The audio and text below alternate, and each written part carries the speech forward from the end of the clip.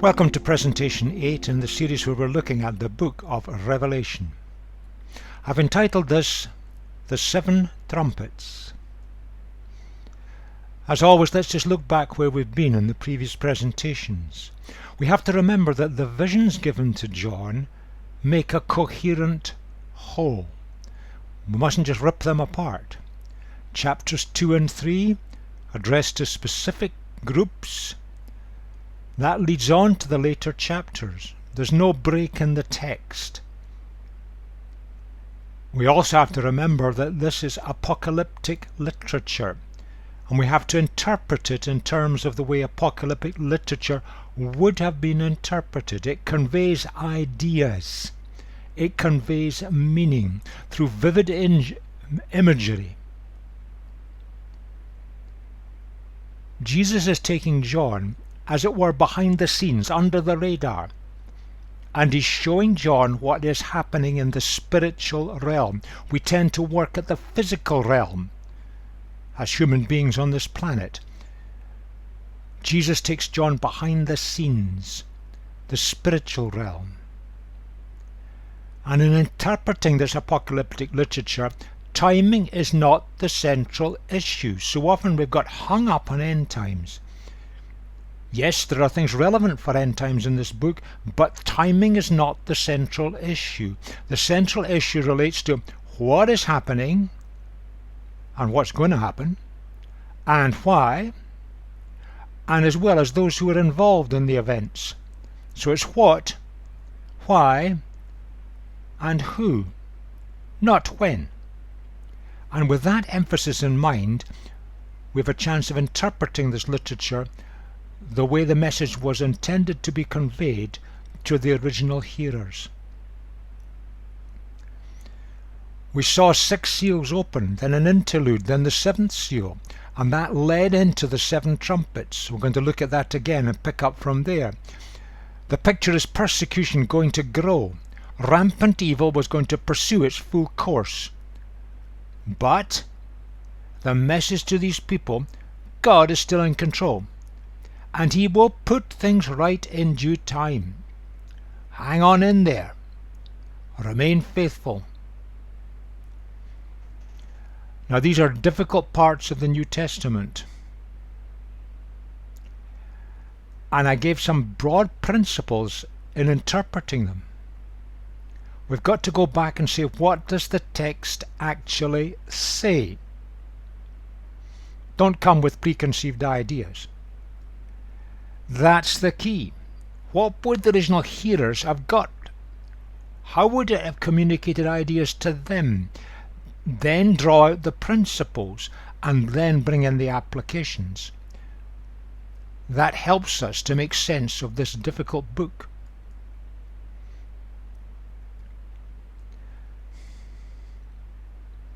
The key message that's come across is that when God does come to put things right, the faithful followers of Jesus will be protected in this life. There are words like justice and judgment that are used. The way these words were understood then in the languages of the time are slightly different from our language of today. It's God coming to put things right. That's the emphasis of justice and judgment. And if we think about it for a moment, it underpins our modern concepts of justice and judgment today. But not in the sense of God coming to put things right in terms of condemnation. That's not the emphasis of the words, though in the end that may be involved. But we've got to watch that word tribulation. All sorts of empires of ideas have been built on that word. It's an ordinary word without a capital letter. It's used all over the place, almost entirely in a figurative sense, and it means extreme pressures of life, not some specific set of at the end of time. We've got that wrong. It's a general word, extreme pressures of life. These people lived under extreme pressures all the time.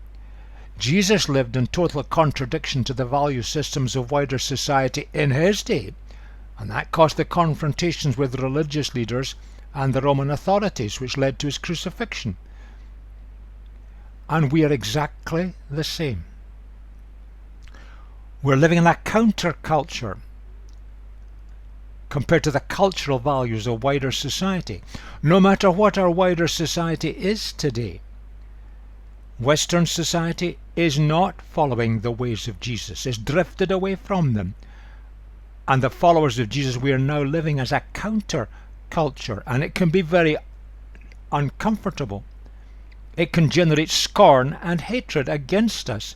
It happens in many countries of the world, totalitarian regimes and Islamic regimes, but it's beginning to grow in the West. And sometimes that happens, and it's happening throughout the world on a monumentally large scale today, largely ignored by our media.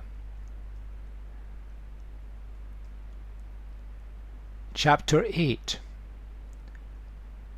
When he opened the seventh seal, there was silence in heaven for about half an hour, and I saw the 7 angels who stand before God, and 7 trumpets were given to them. The trumpets, the word and the idea is always associated with God bringing justice, coming to put things right. The 7 trumpets are going to announce God putting things right in this world that rebelled against him. And you can see how the seals, the 7th seal, leads into the 7 trumpets. Another angel with a golden censer came and stood at the altar. He was given much incense to offer with the prayers of all God's people. On the golden altar in front of the throne, the smoke of the incense together with the prayers of God's people went up before God from the angel's hand. Then the angel took the censer, filled it with fire from the altar, and hurled it to the earth. There came peals of thunder, rumblings, flashes of lightning, and an earthquake.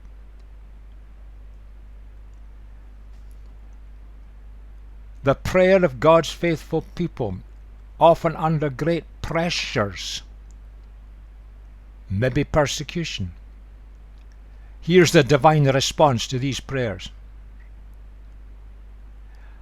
And it's a strange thing.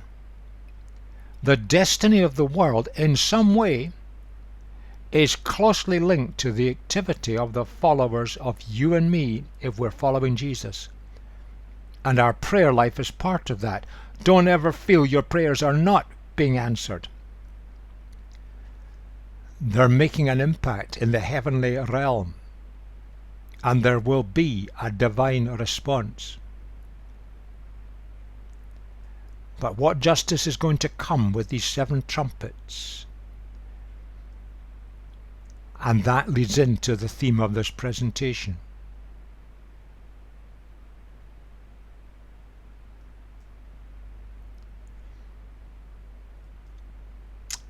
Let's pick up the text at verse 6. Then the 7 angels who had the 7 trumpets prepared to sound them. The first angel sounded his trumpet, and there came hail and fire mixed with blood, and it was hurled down on the earth. 1/3 of the earth was burned up, 1/3 of the trees were burned up, and all the green grass was burned up. The second angel sounded his trumpet, and something like a huge mountain, all ablaze, was thrown into the sea. 1/3 of the sea turned into blood, 1/3 of the living creatures in the sea died, and 1/3 of the ships were destroyed. The third angel sounded his trumpet, and a great star, blazing like a torch, fell from the sky on 1/3 of the rivers and on the springs of water. The name of the star is Wormwood. 1/3 of the waters turned bitter, and many people died from the waters that had become bitter. The fourth angel sounded his trumpet, and 1/3 of the sun was struck, 1/3 of the moon, 1/3 of the stars, so that 1/3 of them would turn dark. 1/3 of the day was without light, and also 1/3 of the night. As I watched, I heard an angel that was flying in mid-air call out in a loud voice, "Woe, woe, woe to the inhabitants of the earth, because of the trumpet blasts about to be sounded by the other 3 angels."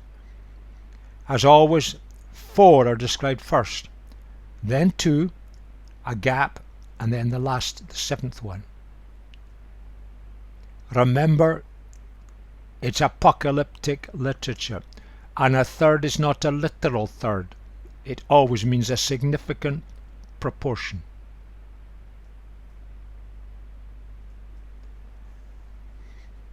If you like, that's massive storm damage. Again, is vivid imagery and pictures, not literal. A third of the ships were destroyed, sea trading undermined. Perhaps there were memories of that just a few years before.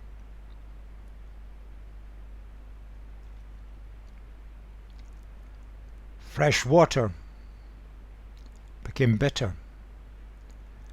Not poisonous, but people couldn't drink it.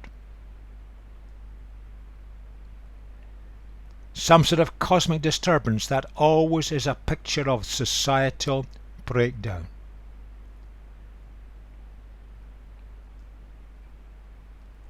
The word for eagle is the same word that's used for vulture. In those days they didn't distinguish between these two.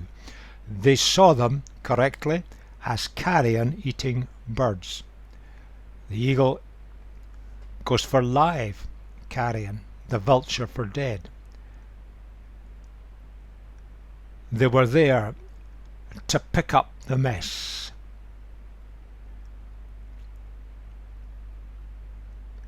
And it's always an image of doom or death. Here is God in action. The natural world disturbed in some way, a dramatic way.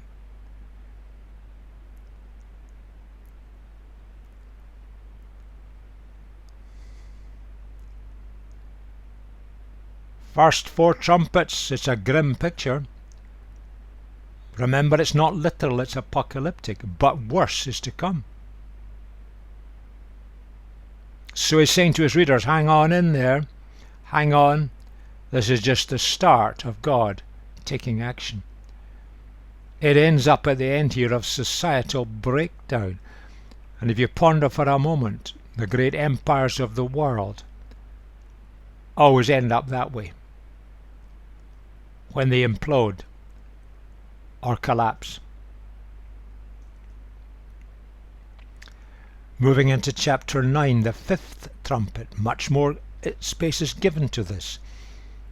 The 5th angel sounded his trumpet, and I saw a star that had fallen from the sky to the earth. The star was given the key to the shaft of the abyss. When he opened the abyss, smoke rose from it like the smoke from a gigantic furnace. The sun and sky were darkened by the smoke from the abyss, and out of the smoke locusts came down in the earth and were given power like that of scorpions of the earth.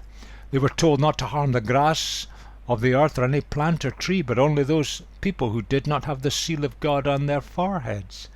They were not allowed to kill them, but only to torture them for 5 months.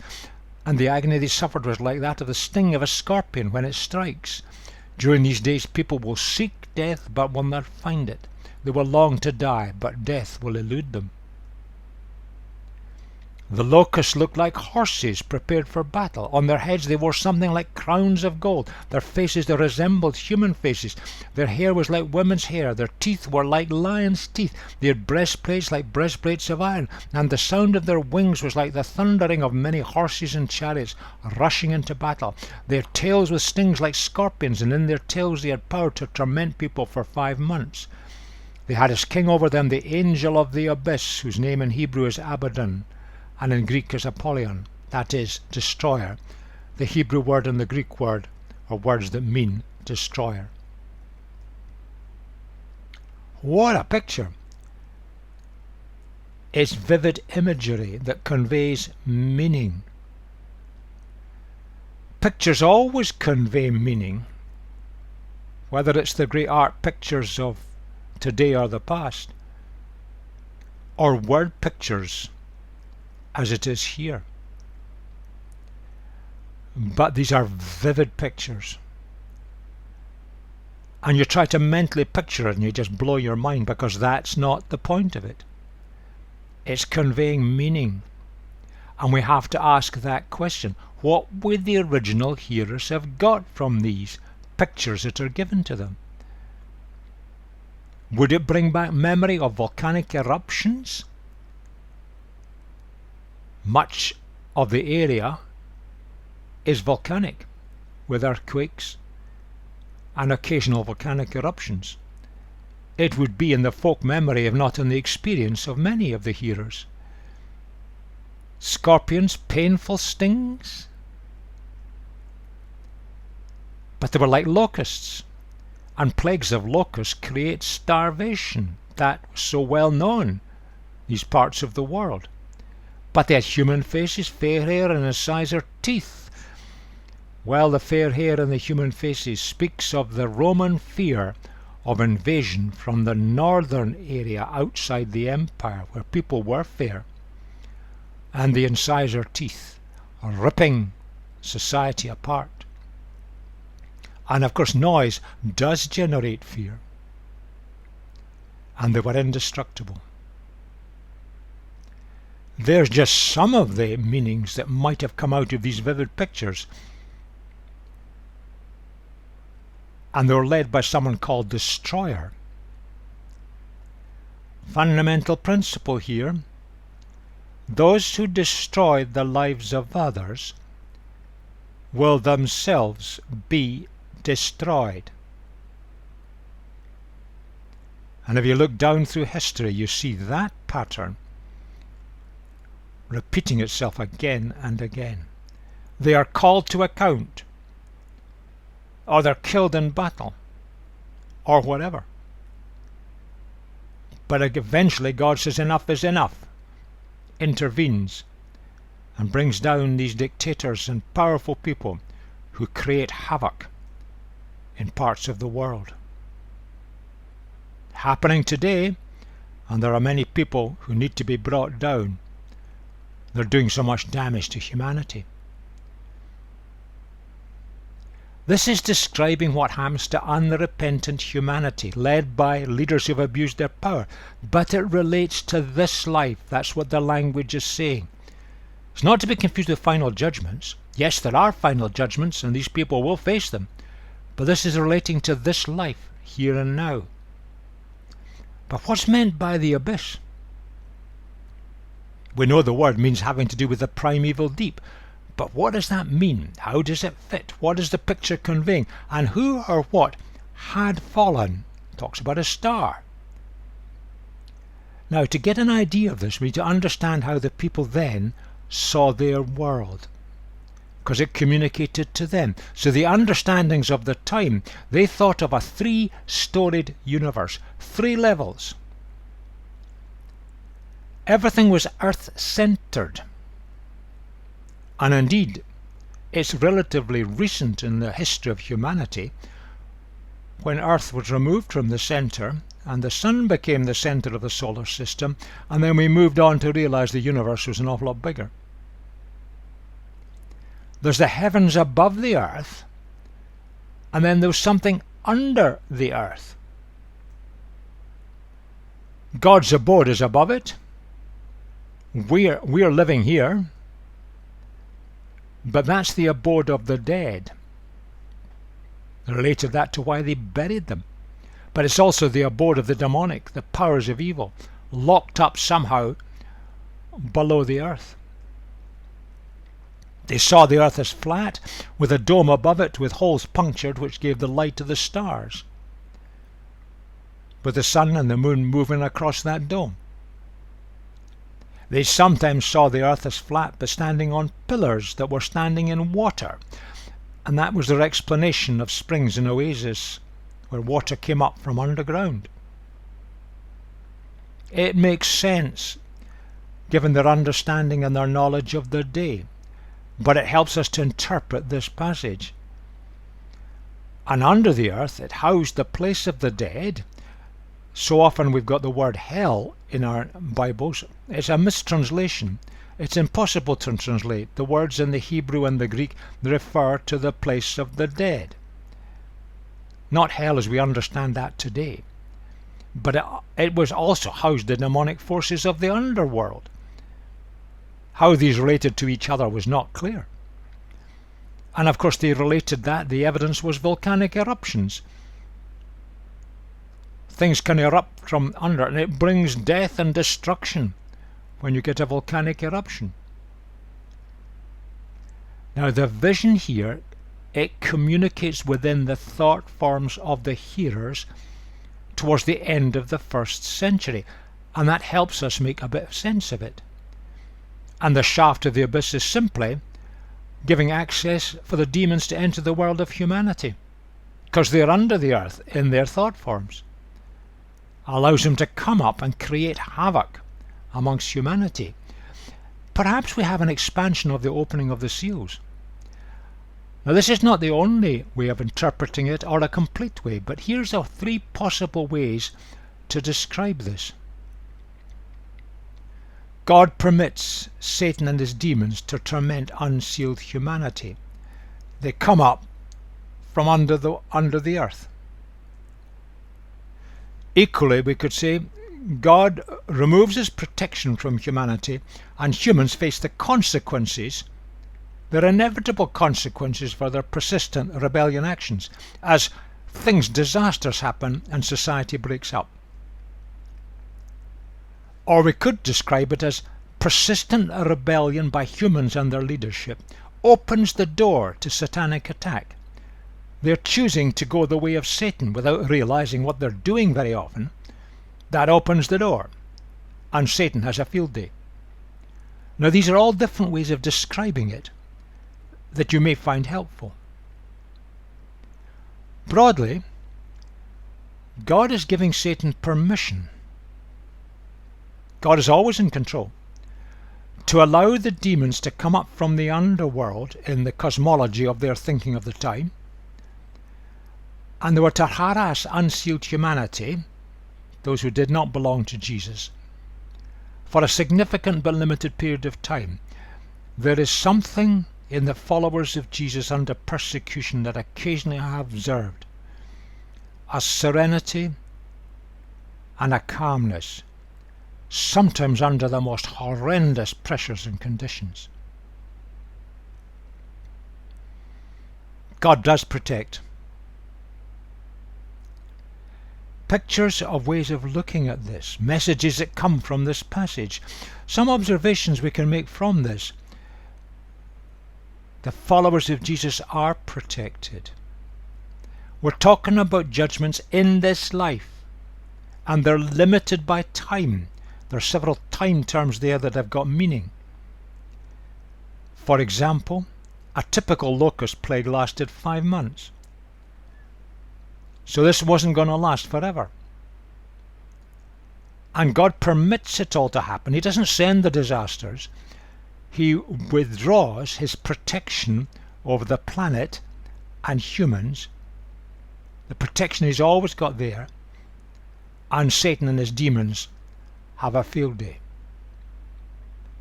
And God is still in control of the timing and length. And it's carried out by Satan. Satan's simply a description of an evil angel who's chosen to rebel against God and carried many angels with him. We call them demons, and they're the agents of evil. God controls these. But if we choose as human beings to thumb our noses at God and rebel and harry God's people, then God sometimes says, okay, have it your way. And he takes away the protection, and the demons are free to act. I've summarized it that way. You have persistently failed to respond to me. You are causing my people to suffer horrendously. Enough is enough. I am allowing you to experience on earth here and now something of the consequences for your actions. And that doesn't take away that there are consequences in eternity for their actions, but it's in the here and now. We can see that pattern happening when Moses confronted Pharaoh.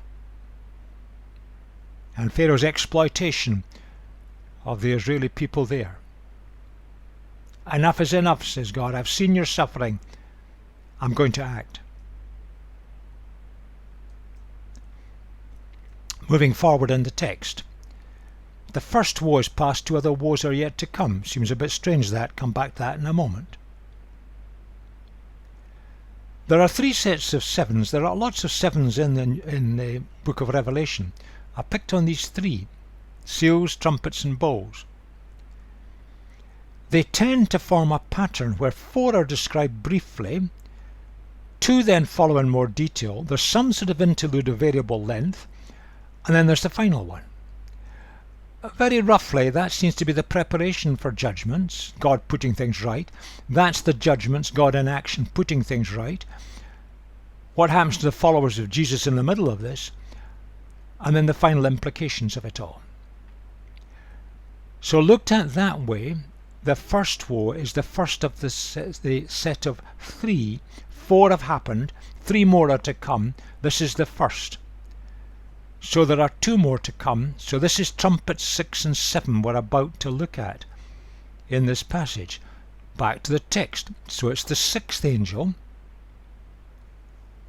sounded his trumpet, and I heard a voice coming from the 4 horns of the golden altar that is before God. It said to the 6th angel of the trumpet, release the 4 angels who are bound at the great river Euphrates, and the 4 angels who have been kept ready for this very hour, and day and month and year were released to kill 1/3 of mankind.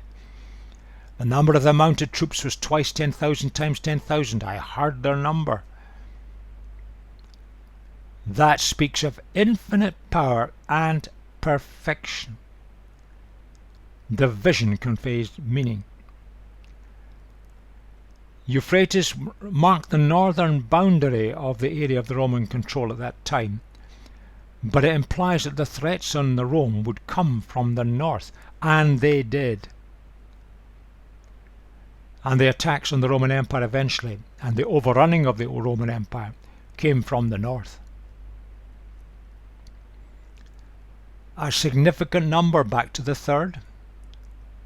And this is talking about actions have consequences in this life. And that is an unbelievably large number. If you try and actually work it out mathematically, you end up with a horde that's just physically impossible. It doesn't have to be interpreted that way. It was never intended. It just means an enormous demonic horde. And the text now, the horses and riders I saw in my vision looked like this. Their breastplates were fiery red, dark blue, and yellow as sulphur. The heads of the horses resembled the heads of lions, and out of their mouths came fire, smoke, and sulphur. 1/3 of mankind was killed by the 3 plagues of fire, smoke, and sulphur that came out of their mouths. The power of the horses was in their mouths and in their tails, for their tails were like snakes, having heads with which they inflict injury. Mind-blowing. The rest of mankind were not killed by these plagues, still did not repent of the work of their hands. They did not stop worshipping demons and idols of gold, silver, bronze, stone, and wood, idols that cannot see or hear or walk, nor did they repent of their murders, their magic arts, their sexual immorality, or their thefts. That is intensive, vivid imagery. Impossible to draw, almost impossible to imagine. But it conveys meaning. And it conveys meaning that in many ways was fulfilled as the Roman Empire fell. But it's also conveying meaning when any empire set up against God fall.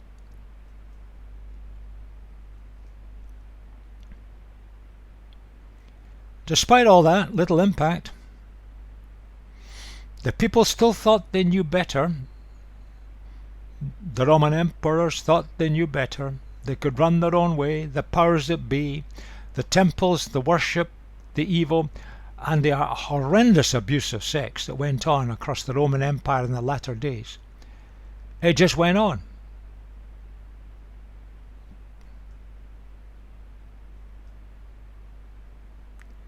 There are some messages from this from the Roman era, but also for today. This is by no means complete. Religion was manipulated to create unity by means of emperor worship.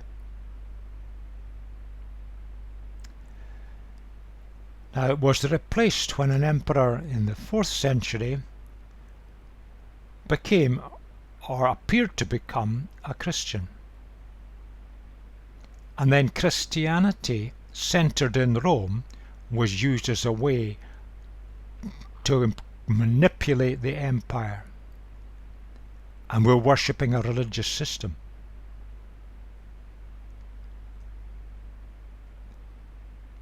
today religion is being manipulated to create unity, or supposed unity, but essentially it's humanity worship.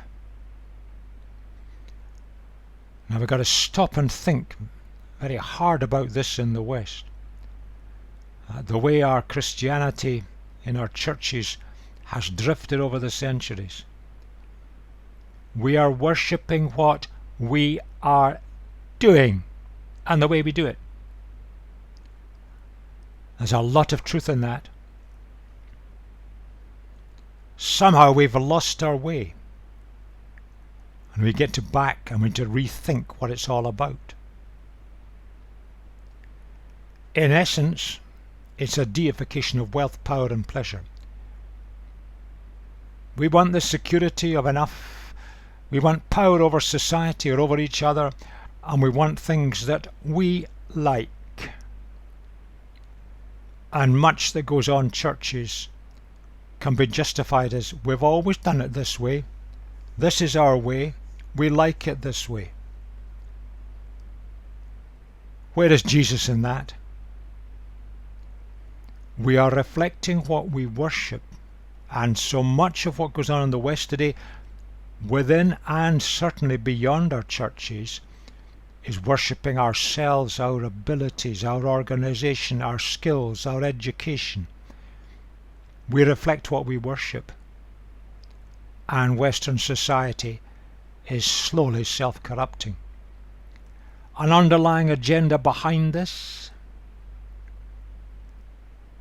there's an awful lot of accumulation of wealth and power going on today in the West, in totalitarian states, in Islamic states, in all groups, and much of it is the exploitation of others.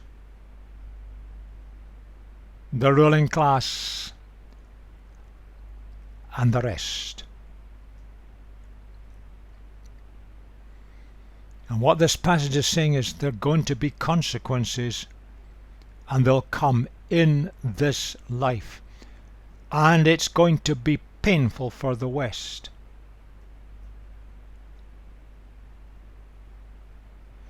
But the warning is, the consequences very often won't persuade the people who are abusing their positions, and they still want to go on.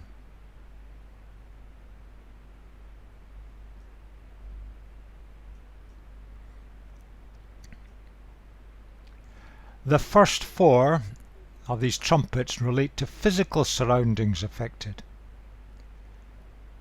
Plant life, sea life, life in rivers and light.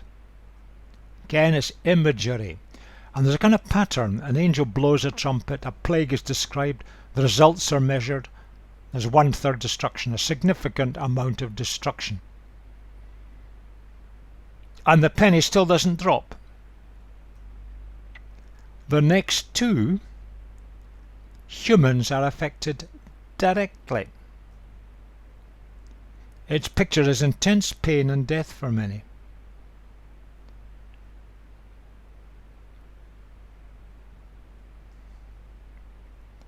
But the people of God are protected, even so sometimes they go through horrendous experiences. God offers the protection, the security, so that they can cope. And the picture that's offered here, this vivid picture that Jesus has given to John, it's a picture of a demonic leader, the destroyer, leading a horde of demons who will attack unsealed humans, which makes them want to die, to give up.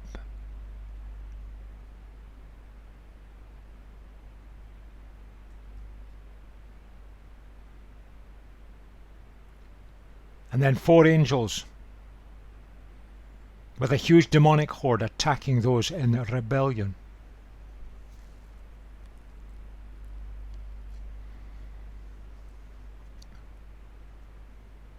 Pictures of that have occurred again and again down through history. As God seeks to put things right and to draw people to himself and to a rich and full life in himself.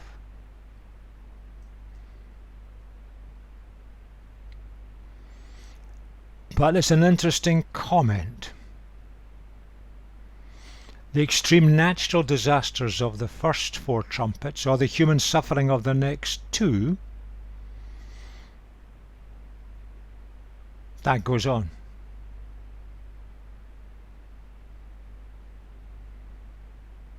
Now there are many, many people, wonderful people, who have done wonderful things to assist others and to help in these difficult times and difficult disasters. But all that happens is that the rebellious leaders, those who want power and influence, those who want to do it their way, it just gets pushed under for a while and re-erupts because they've refused to respond to Jesus. They know better than the way of Jesus, and they're happy to allow Jesus to be denigrated. Sometimes they actively participate in that denigration, bringing Jesus down, reducing him just to a prophet, reducing him to a good man, to a teacher who went wrong, who got caught up in the machinations of his day. But they refuse to respond to what Jesus actually has said and invited humanity to enter the kingdom and be released and find fulfillment, wonderful fulfillment, in living his way. So often when the disasters and difficulties face this planet, and we get disasters pictured on our television screens so regularly, people say, where was God in this? Why did God not stop it? It's the wrong question.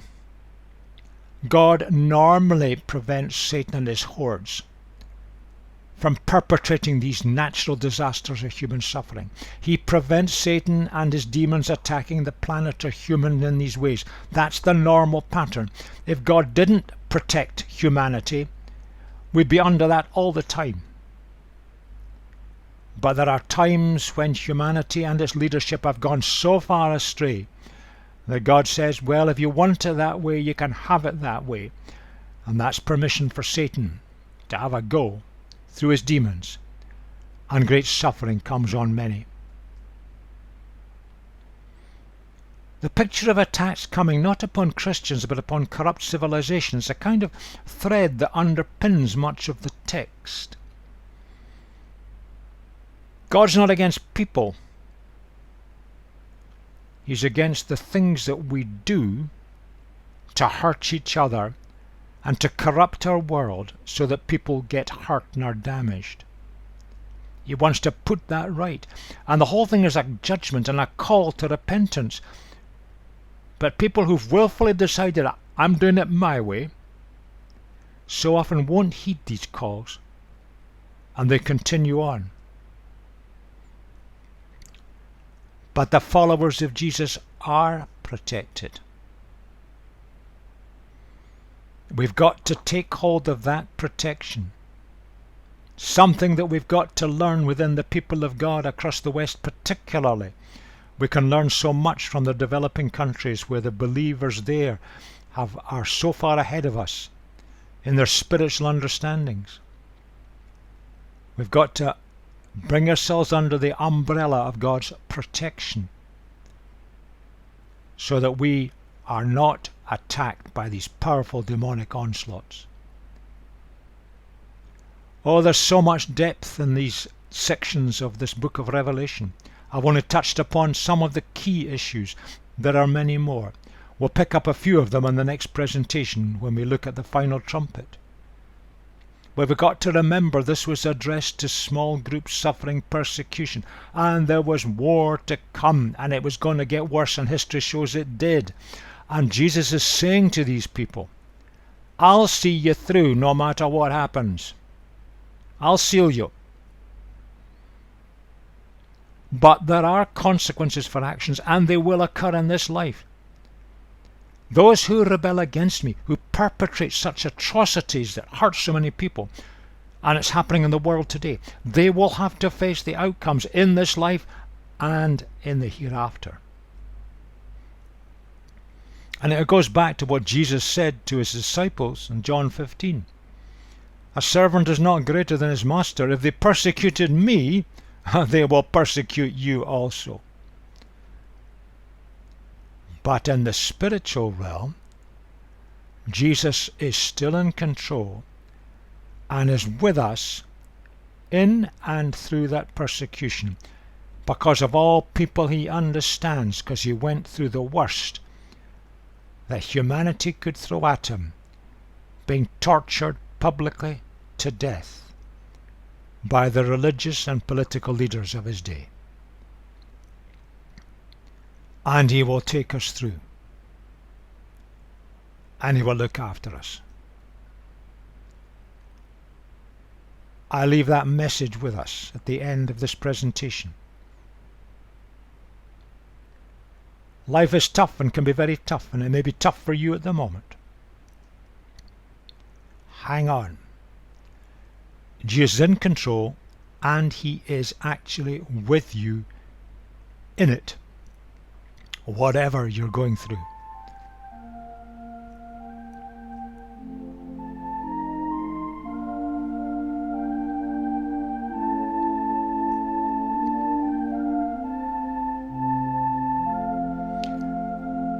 That leads on to the seventh trumpet in the next presentation.